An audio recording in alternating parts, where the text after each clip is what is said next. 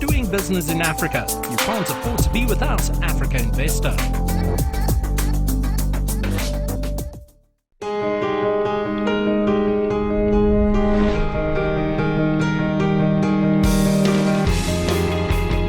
And GDP is about assets. It's about what you have. We have the carbon sinks that serves the world, cleans our environment,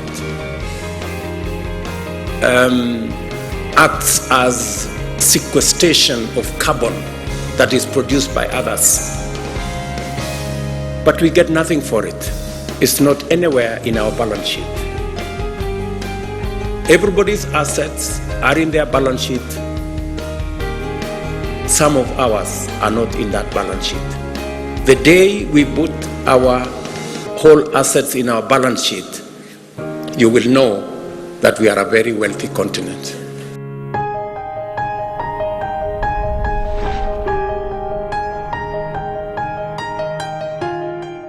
Doing business in Africa. You can't afford to be without Africa Investor.